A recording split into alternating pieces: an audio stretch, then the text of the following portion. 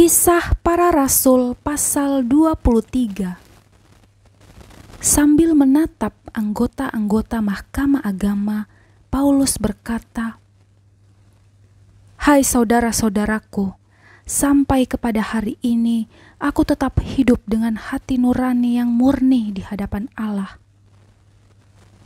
Tetapi Imam Besar Ananias menyuruh orang-orang yang berdiri dekat Paulus menampar mulut Paulus. Membalas itu, Paulus berkata kepadanya, "Allah akan menampar engkau, hai tembok yang dikapur putih-putih. Engkau duduk di sini untuk menghakimi aku menurut hukum Taurat, namun engkau melanggar hukum Taurat oleh perintahmu untuk menampar aku." Dan orang-orang yang hadir di situ berkata, "Engkau mengejek imam besar Allah?" Jawab Paulus, "Hai saudara-saudara, aku tidak tahu bahwa ia adalah imam besar. Memang ada tertulis, janganlah engkau berkata jahat tentang seorang pemimpin bangsamu." Dan karena ia tahu bahwa sebagian dari mereka itu termasuk golongan orang Saduki dan sebagian termasuk golongan orang Farisi, ia berseru dalam mahkamah agama itu, katanya, "Hai saudara-saudaraku, aku adalah orang Farisi, keturunan orang Farisi. Aku dihadapkan ke mahkamah ini karena aku mengharap akan kebangkitan orang mati." Ketika ia berkata demikian, timbullah perpecahan antara orang-orang Farisi dan orang-orang Saduki, dan terbagilah orang banyak itu. Sebab orang-orang Saduki mengatakan bahwa tidak ada kebangkitan dan tidak ada malaikat atau roh, tetapi orang-orang Farisi mengakui kedua-duanya. Maka terjadilah keributan besar. Beberapa ahli Taurat dari golongan Farisi tampil ke depan dan membantah dengan keras, katanya,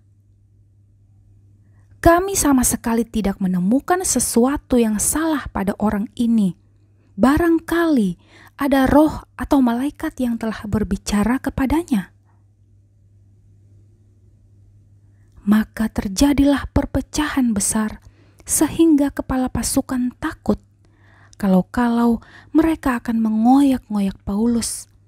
Karena itu ia memerintahkan pasukan untuk turun ke bawah dan mengambil Paulus dari tengah-tengah mereka dan membawanya ke markas. Pada malam berikutnya, Tuhan datang berdiri di sisinya dan berkata kepadanya, "Kuatkanlah hatimu, sebab sebagaimana engkau dengan berani telah bersaksi tentang aku di Yerusalem, demikian jugalah hendaknya engkau pergi bersaksi di Roma."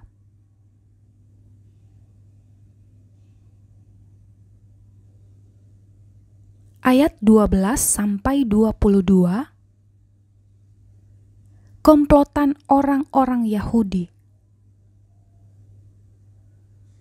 Dan setelah hari siang, orang-orang Yahudi mengadakan komplotan dan bersumpah dengan mengutuk diri bahwa mereka tidak akan makan atau minum sebelum mereka membunuh Paulus.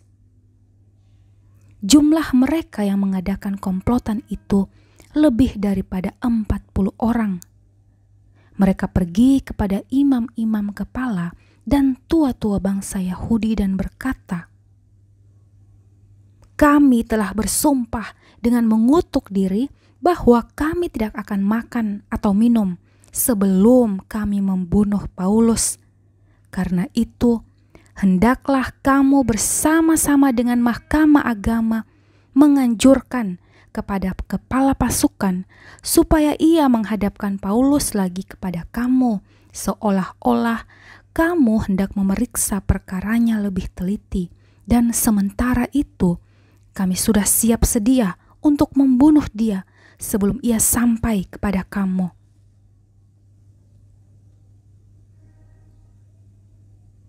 Akan tetapi, kemenakan Paulus, anak saudaranya perempuan, mendengar tentang penghadangan itu. Ia datang ke markas dan setelah diizinkan masuk, ia memberitahukannya kepada Paulus. Lalu Paulus memanggil salah seorang perwira dan berkata kepadanya, "Bawalah anak ini kepada kepala pasukan, karena ada sesuatu yang perlu diberitahukannya kepadanya." Perwira itu membawanya kepada kepala pasukan dan berkata, "Paulus, orang tahanan itu, memanggil aku dan meminta supaya aku membawa anak muda ini kepadamu, sebab ada yang perlu diberitahukannya kepadamu." Maka kepala pasukan itu memegang tangan anak muda itu, lalu membawanya ke samping dan bertanya, "Apakah yang perlu kau beritahukan kepadaku?" Jawabnya, "Orang-orang Yahudi telah bersepakat untuk meminta kepadamu supaya besok engkau menghadapkan Paulus lagi ke mahkamah agama, seolah-olah mahkamah itu mau memperoleh keterangan yang lebih teliti daripadanya. Akan tetapi, janganlah engkau mendengarkan mereka, sebab lebih daripada 40 orang dari mereka telah siap untuk menghadang dia. Mereka telah bersumpah dengan mengutuk diri bahwa mereka tidak akan makan atau minum sebelum mereka membunuh dia. Sekarang mereka telah siap sedia dan hanya menantikan keputusanmu." Lalu kepala pasukan menyuruh anak muda itu pulang dan memerintahkan kepadanya, "Jangan katakan kepada siapapun juga bahwa engkau telah memberitahukan hal ini kepadaku."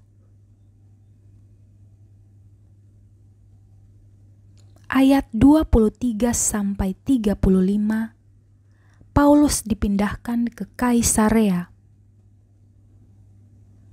Kemudian kepala pasukan memanggil 2 perwira dan berkata, "Siapkan 200 orang prajurit untuk berangkat ke Kaisarea beserta 70 orang berkuda dan 200 orang bersenjata lembing, kira-kira pada jam 9 malam ini. Sediakan juga beberapa keledai tunggang untuk Paulus dan bawalah dia dengan selamat kepada wali negeri Felix." Dan ia menulis surat yang isinya sebagai berikut: "Salam dari Claudius Lysias kepada wali negeri Felix yang mulia. Orang ini ditangkap oleh orang-orang Yahudi, dan ketika mereka hendak membunuhnya, aku datang dengan pasukan mencegahnya dan melepaskannya, karena aku dengar bahwa ia adalah warga negara Roma. Untuk mengetahui apa alasannya, mereka mendakwa dia. Aku menghadapkannya ke mahkamah agama mereka. Ternyatalah bagiku bahwa ia didakwa karena soal-soal hukum Taurat mereka, tetapi tidak ada tuduhan atas mana ia patut dihukum mati atau dipenjarakan. Kepadaku telah diberitahukan bahwa ada komplotan merencanakan membunuh dia. Karena itu, aku segera menyuruh membawa dia kepadamu, sedang kepada para pendakwa telah kuberitahukan bahwa mereka harus mengajukan perkara itu kepadamu." Lalu prajurit-prajurit itu mengambil Paulus sesuai dengan yang diperintahkan kepada mereka dan membawanya pada waktu malam ke Antipatris.